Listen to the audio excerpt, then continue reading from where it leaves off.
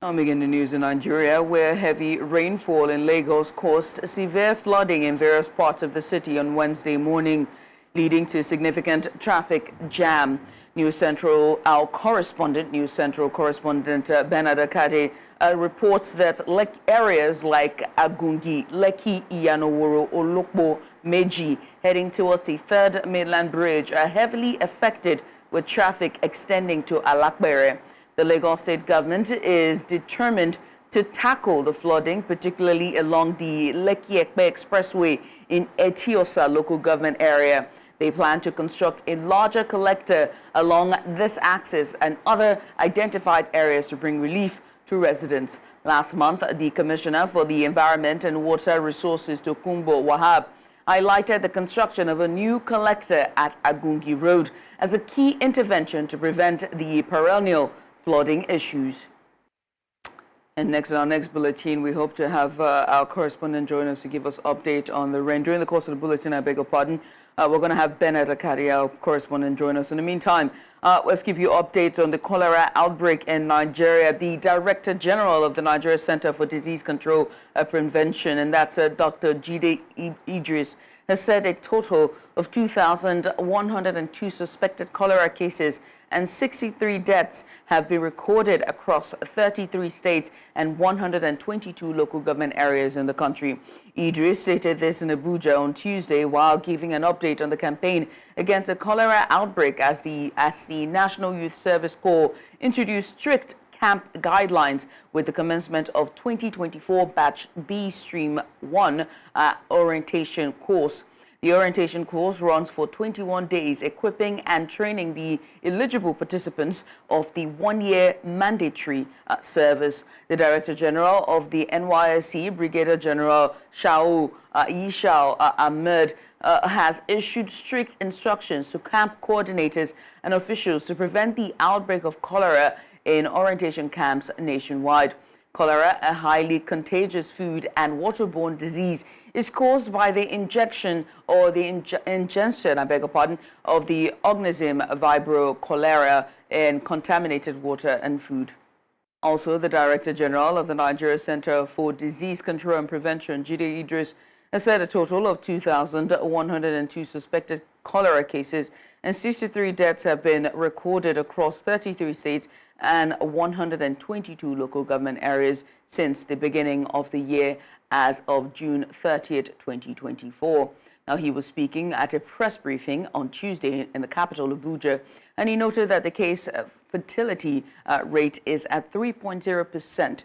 He said 7 of the 10 states, Lagos, Bayelsa, Abia, Zamfara, Bauchi, Katsina, Cross River, Ebonyi, Rivers, and Delta contribute about 90% of the cases as southern states.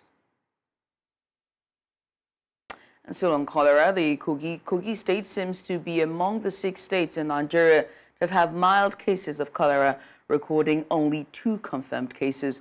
The State Commissioner for Health, Dr. Abdulaziz Adam Adeze, who disclosed this in Lokoja, said cases were confirmed with 1 victim treated and discharged.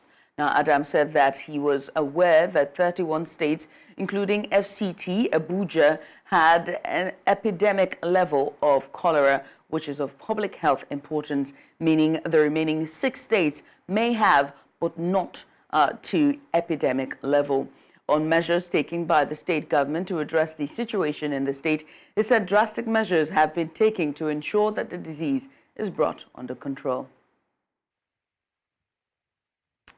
In the meantime, we're being joined by our correspondent. As you can see on your screen there, live scenes of moto in Lagos as commutants are trapped inside the water there or just stranded on their way to their regular activities, and that's work and everyday life. You can see queues there, or rather traffic backed up all the way on the bridge there, all thanks to the heavy rainfall this morning.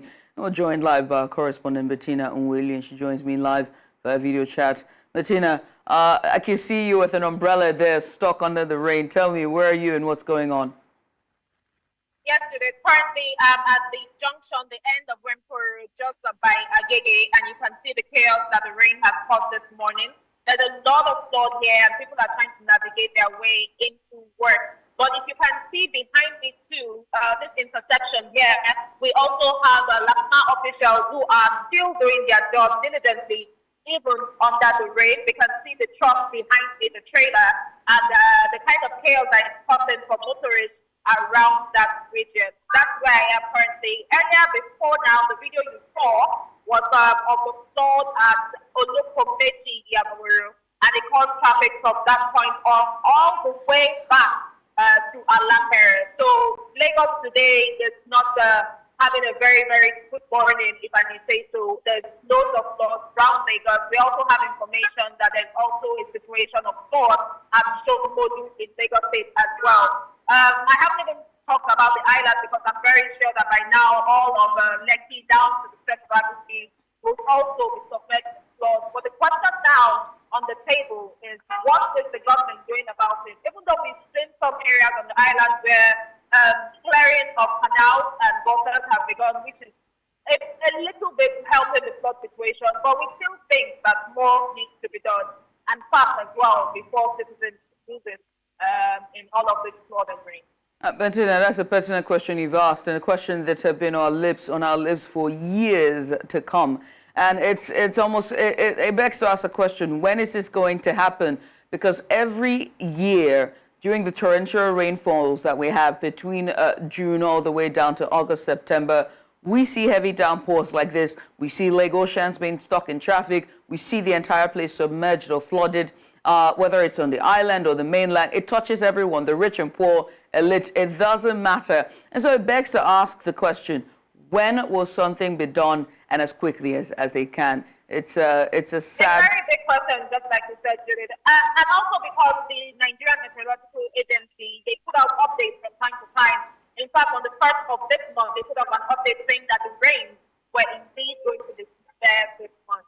And when we have notices like that, one would expect that the government will take to action quickly to at least try to alleviate whatever problems will come from the situation. But we'll keep watching and seeing what the government has in store to rectify these situations and make life easier for people. You can see people walking in the water because they have no other option to get to where they are going to. So it's a very dire situation. Very dire indeed. Bettina, many thanks, and hope you stay warm after the rain. I will do my best. Thank you, Judith.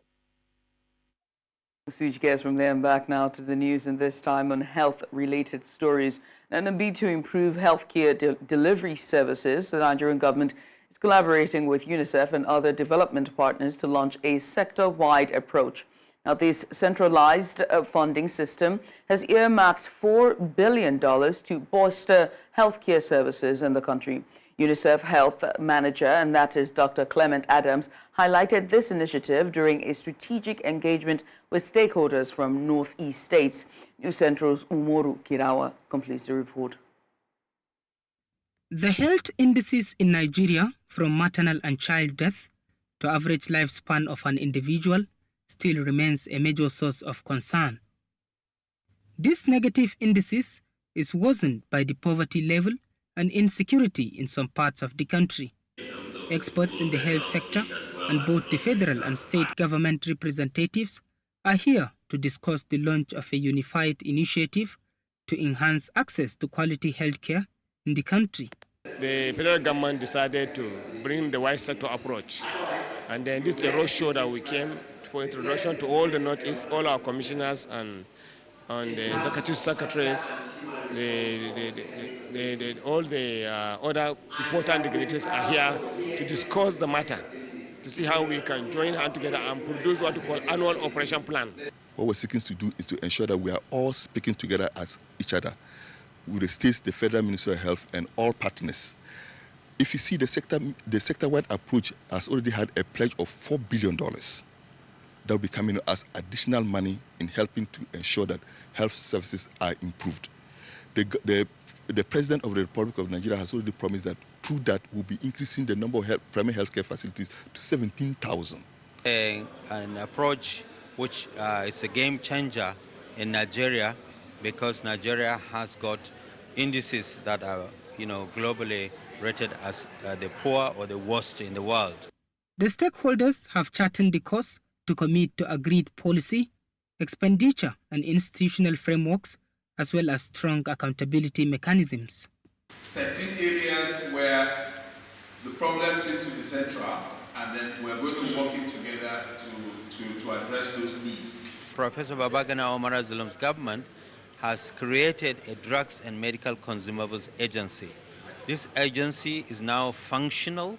So UNICEF is taking the lead to support them so that they can roll this thing out and coordinate all partners in all states so that we all can be on the same page and ensure that we're all implementing this at the right way so that we can achieve the results that we all deserve. Encompassing 18 objectives with 4 pillars, the sector-wide approach seeks to provide a robust and easy access to healthcare delivery services in each of the 6 geopolitical zones of Nigeria. In Maiduguri for News Central, Umaru Kirawa. Still on health, some health practitioners in Nigeria have called for the adoption of technical or technology in improving access to affordable health care for citizens in need. The call was made in the nation's capital, Abuja, as they unveiled popular Nollywood actress Regina Daniel as an ambassador to help sensitize citizens on its benefits. Idong Joseph completes this report.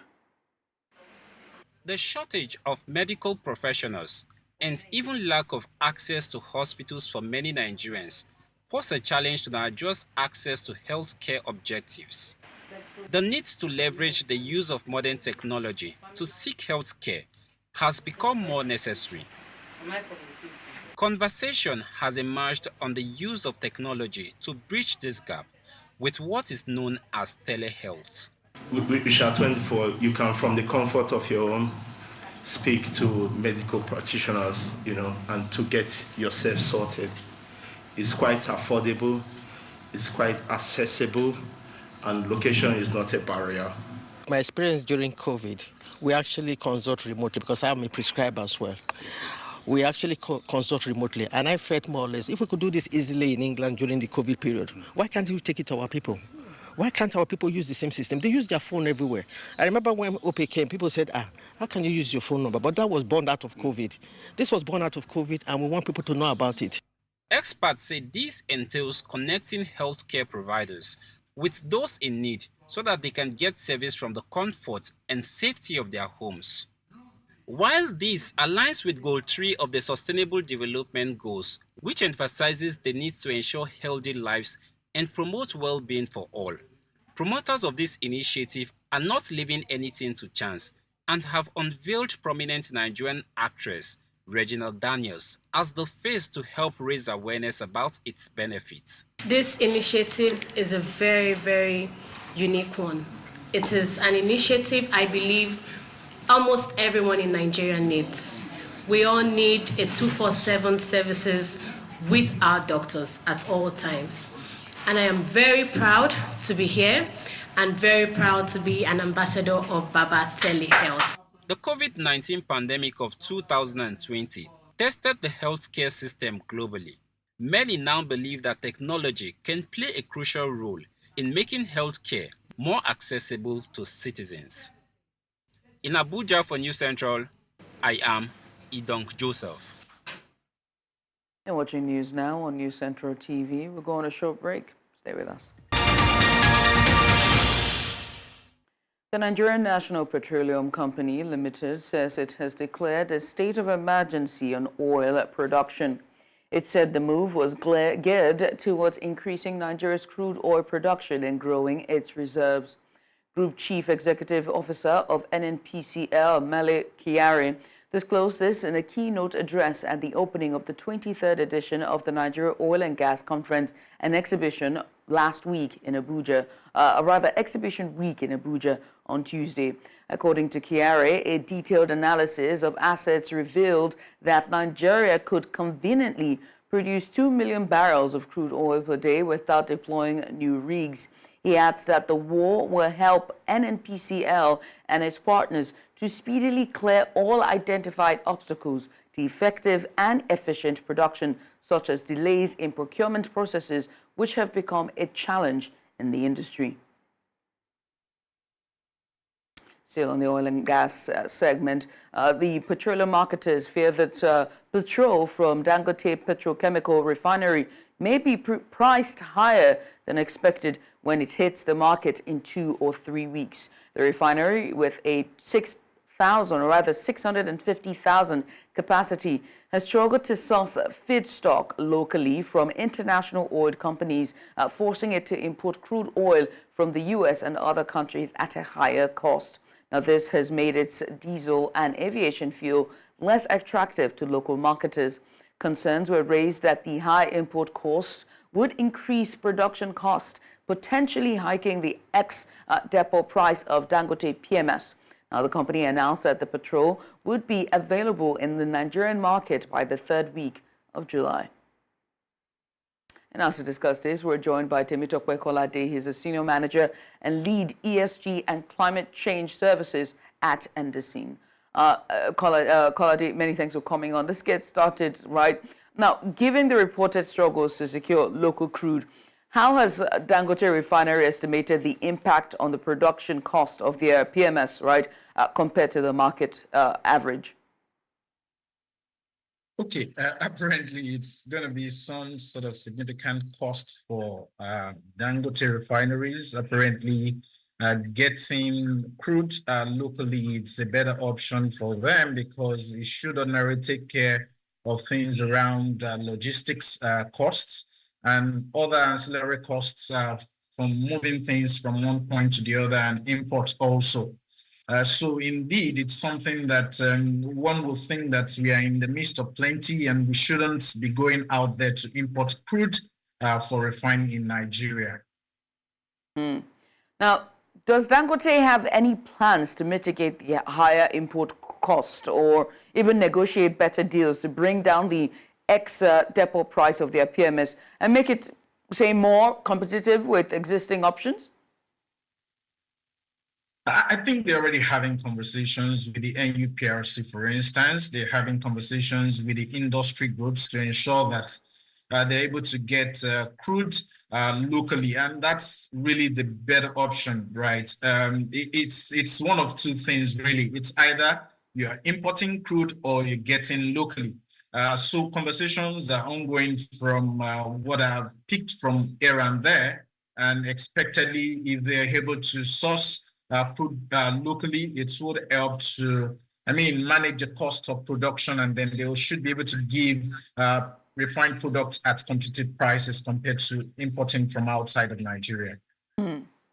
Now, let's talk about, the initial pricing strategy of Dangote PMS, right? How will this initial pricing strategy of their PMS impact its overall market adoption, right? When you consider the current expectations of Nigerians for a price reduction?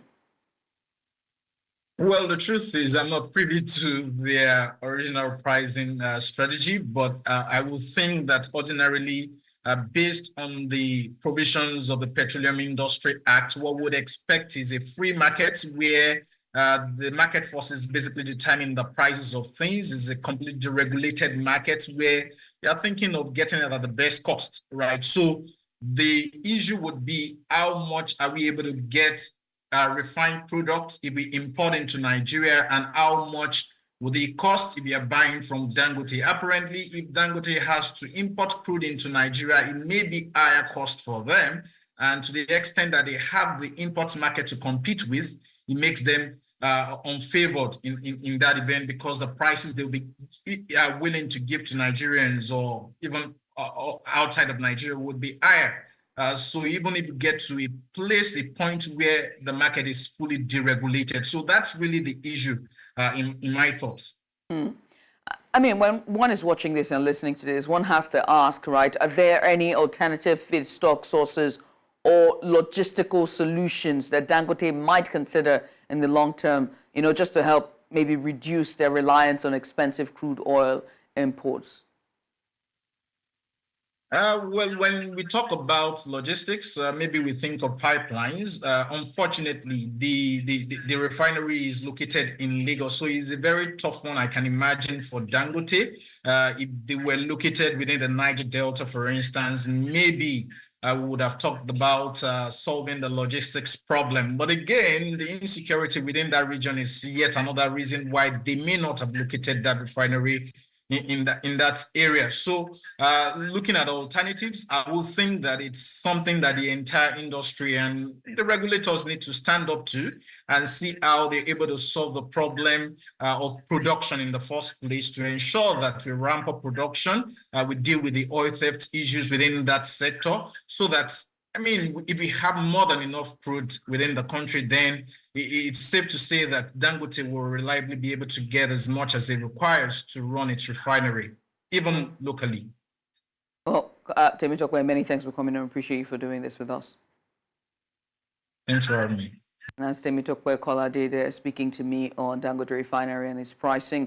Move away from that now to bring you update on the suicide bombing in Gwaza in Borno State. Now, the House of Representatives on Tuesday alleged that the female suicide bombers responsible for the killing of scores in Borno State on Saturday were imported. Now, the lawmakers said this in a resolution after considering a motion of urgent national importance by Ahmed Jaha. Now, while condemning the attack, Jaha stated that findings showed that bombers were recruited, brainwashed and imported from outside the state to carry out the suicide act in Gwaza. Now, the attack had claimed over 30 lives. Now, he further argued that the bombings underscored the ongoing threat of terrorism in the country. The lawmaker informed the House that more than 180 people were critically injured and currently receiving treatment in various hospitals in the state. Earlier, former Director State Security Service Dennis Amachiri spoke to us on this development. Take a look. We'll bring you that video in the meantime. Still talking security matters. The security situation in Nigeria's north continues to deteriorate with a surge in violent attacks and kidnappings, leaving thousands of people displaced and killed. Now, while the Nigerian government has promised to adopt a new action plan, there are still growing concerns about the security situation. News Central's Ni Omoni completes the story. Take a look. Northern Nigeria has been plagued by a worsening security situation in recent years. Attacks across Katsina, Sokoto and Zamfara state by terrorists locally known as bandits have spanned between 5 to 10 years, with the latest wave of kidnap and attacks in Nasarawa, Kaduna and Borno state. Between 2011 and 2023, over 8,000 people were killed, with over 2.5 million displaced, according to the United Nations Office for the Coordination of Humanitarian Affairs. The insecurity has also severely impacted economic activity and development in the region. Despite these figures, the Nigerian government says it has disrupted and dismantled criminal networks in the country's northwest. Our meetings over the past few months have shown our readiness for a paradigm shift in achieving peace in northern Nigeria. Each of you here is aware of the high-profile figureheads of these groups neutralized by our forces. And I am here to share with you that this is just the beginning. Security experts argue that the situation will remain dangerous unless decisive action is taken. We have the criminality that we need to confront using force, using military might, or whatever, kind of ability that we can, deploy, to overcome that, to upturn that challenge. And then on the other side, also, we have some kind of underlying social, cultural, and economic factors that are fueling this crisis, and we need to also address them separately. So it is a kind of combined approach. So you cannot just deal with the symptoms, you have to deal with the entire disease. The resolution from a recently held Northwest Peace and Security Summit is that a new action plan must be adopted and developed to end insecurity and poverty. Left unsolved and unmanaged, violent conflict will continue to undermine the enormous potential that this country has to satisfy the needs of over 200 million people, including those who live in the Northwest. But without giving an answer to this question, we cannot go anywhere.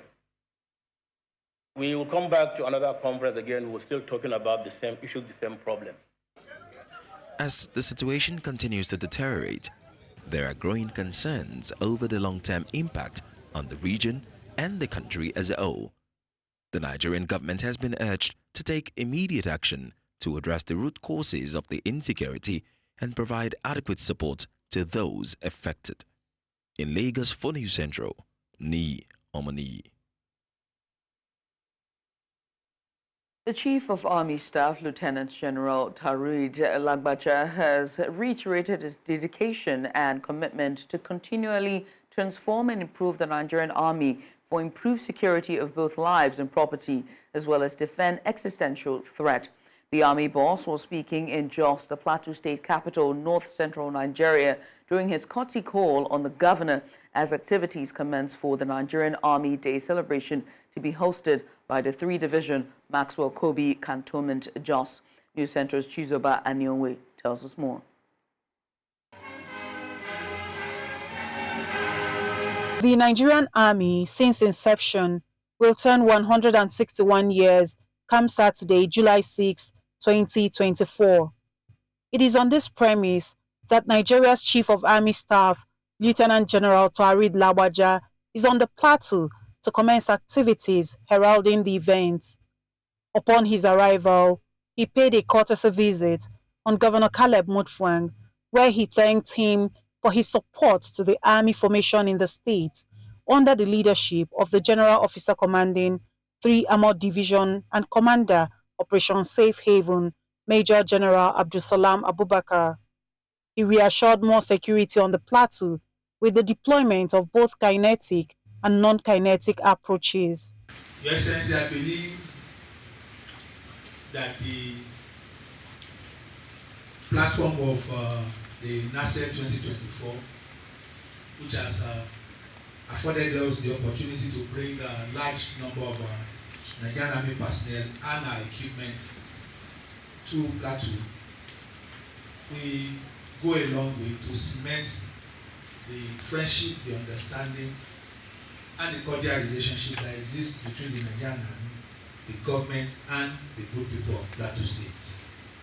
The governor is optimistic that the relationship established between the state and the military will yield greater results. On behalf of the people of Plateau State, I'd like to say a big thank you for the role the Army and other sister agencies have played in ensuring that the security situation on the plateau today is better than where we met it in 2023. I want to celebrate your leadership, that of the GOC, who also carried on from where his predecessors left. And we've seen the deployment of professionalism in carrying out the mandate of the Army. Lieutenant General Lagbaja was also at the palace of the chairman of the Plateau State Council of Chiefs and Emirs.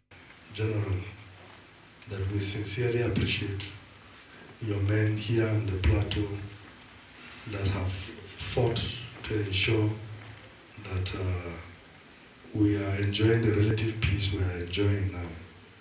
It is not yet over, but by the grace of God, we know that you will accomplish what you have started. According to the Army boss, coming days will witness more activities of the Nigerian Army as they mark the annual event on the plateau. In Jos for News Central, Chizoba Anyonwe. And watching news now on News Central TV. Still coming up, Tunisia issues decree for polls in October 2024. We'll bring you details after the break. Join us again.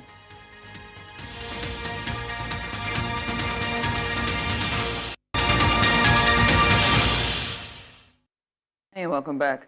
The news continues in North Africa, where the office of President Kais Saied announced Tuesday that Tunisia will hold a presidential election on October 6. Saied took full control of the country in 2021, ruling by decree after dismissing his prime minister and parliament, with many of his opponents now behind bars. He had a new constitution approved by a referendum in 2022 that created a presidential system with a parliament that has only limited powers.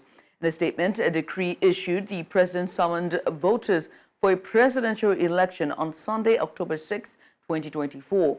The president has not yet indicated if he will seek a new 5-year term after his 2019 election. And on to Algeria, where 3 political parties, including the National Democratic Rally, the National Liberation Front, and the Future Front, have called for Algeria's president to run for a second term, with 2 months to go before the presidential election scheduled for September 7, 2024. The president has not yet revealed his intention to seek re-election. هذه ستقوم بناء لما قامت به هذه الأحزاب من توجيه دعوة إلى السيد الرئيس للترشح لعهدة ثانية.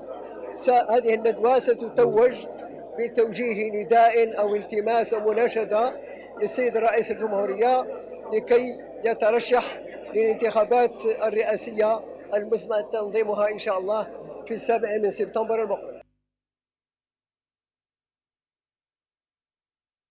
On to South Africa, where the newly appointed Minister of Home Affairs says one of the focus areas is to improve the processes for work visas, which he says are critical for economic growth.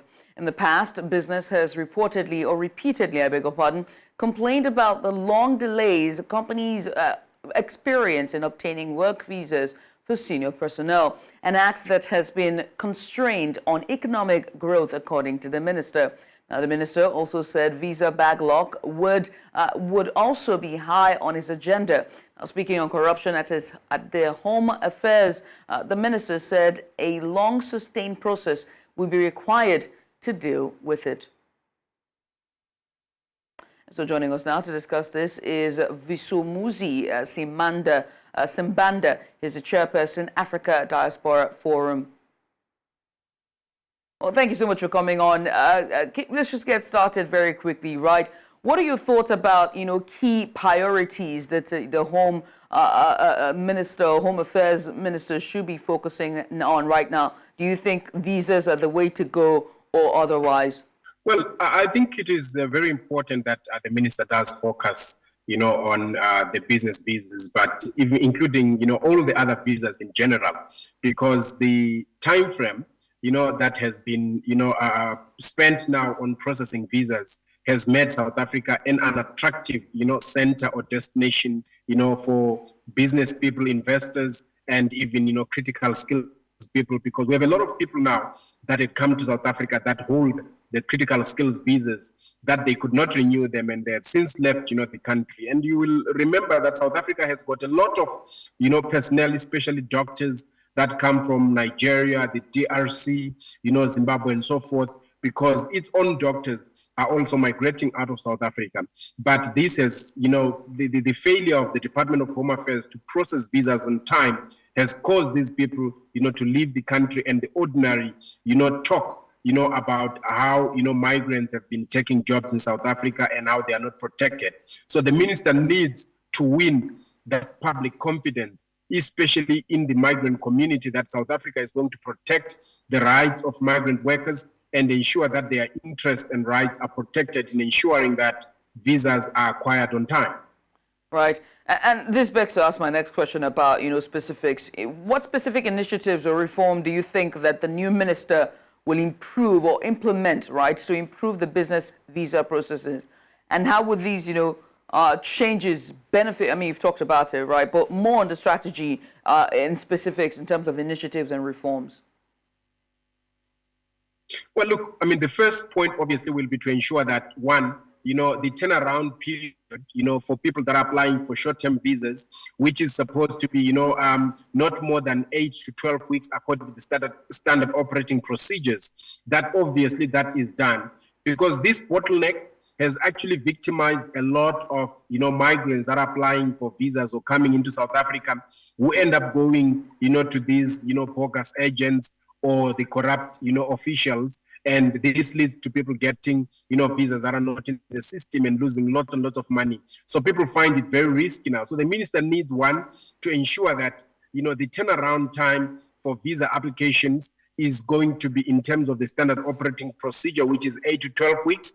And they need to ensure that they just don't reject visas for things that are immaterial because a lot of visas have been rejected for immaterial issues like, bank statements or, something that really is not material in the deciding whether a person gets a visa or doesn't get that visa.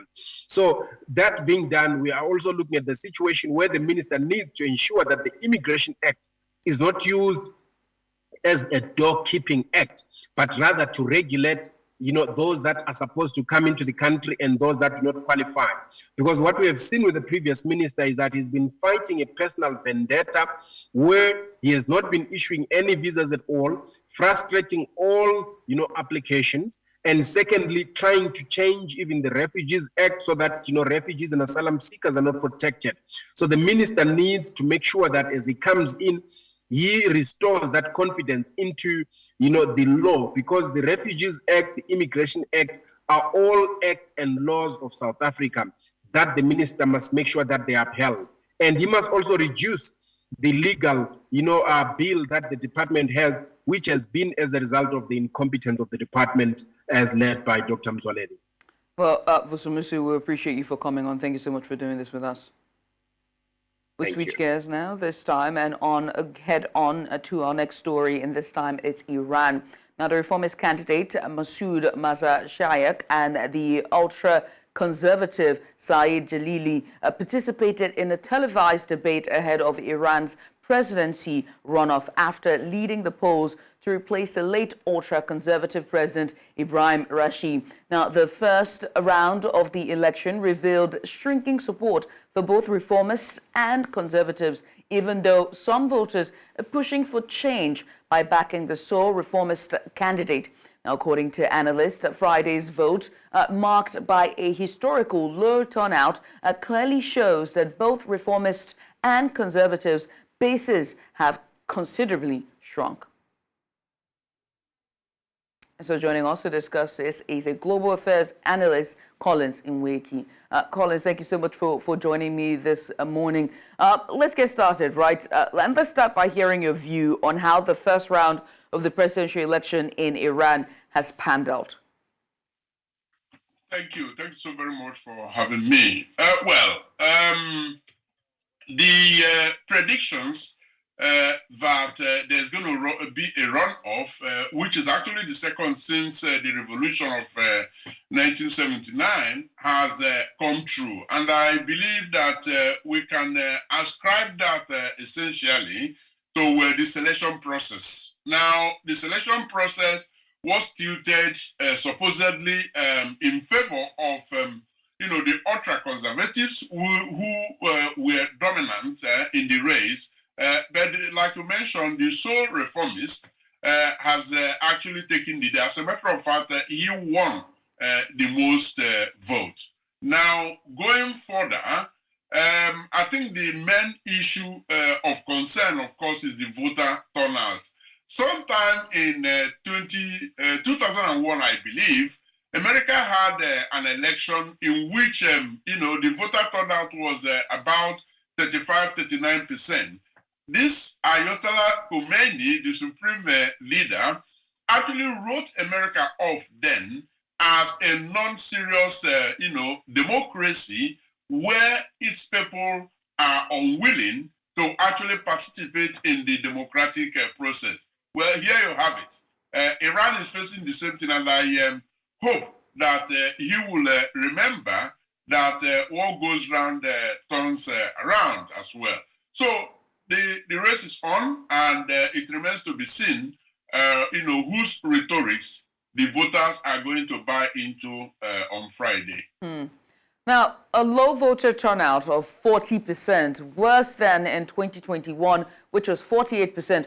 What would you say is the reason for this that we're seeing, these figures?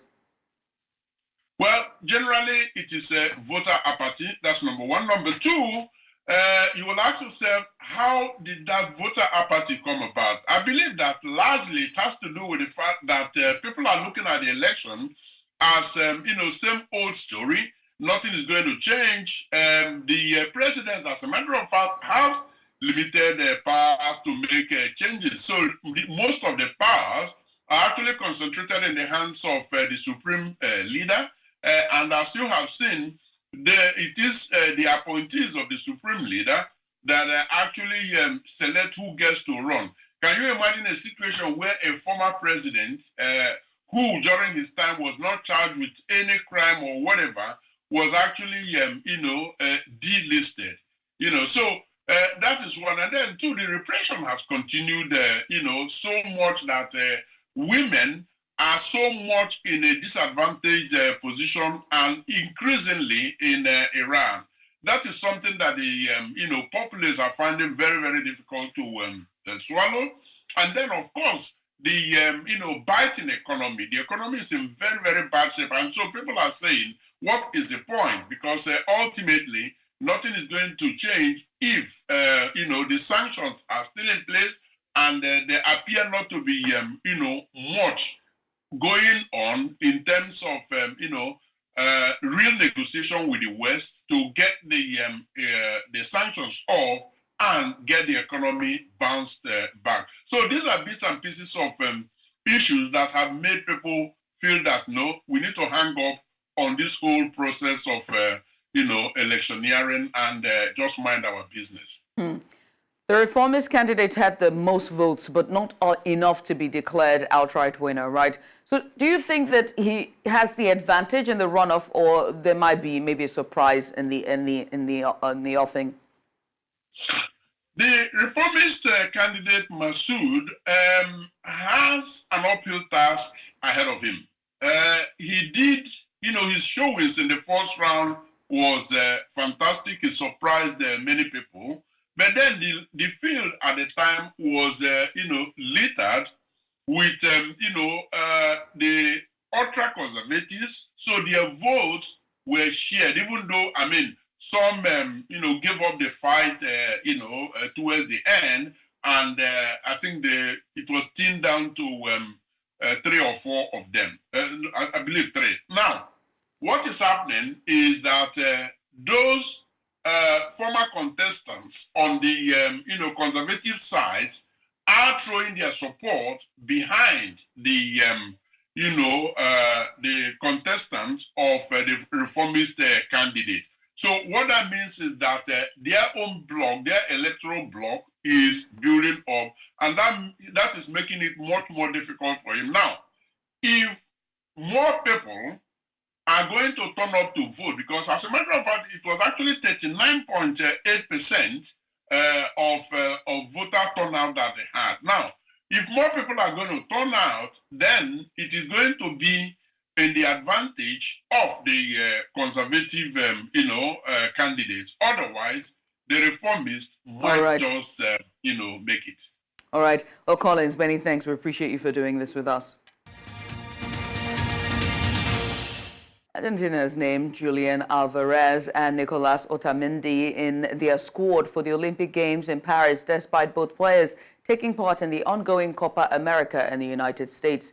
The 18-man Olympic squad, to be coached by Matarano and a two times Olympic gold medal winner, called up 36-year-old Otamendi and 32-year-old goalkeeper Garanino Roli among his average players. Both Manchester City's Alvarez and Benfica's Otamendi have already played over 50 games, this season for club and country, along with Roli, who is also in the Copa America squad. The trio is set to join the coach's squad after the tournament, where Argentina are in the quarterfinals.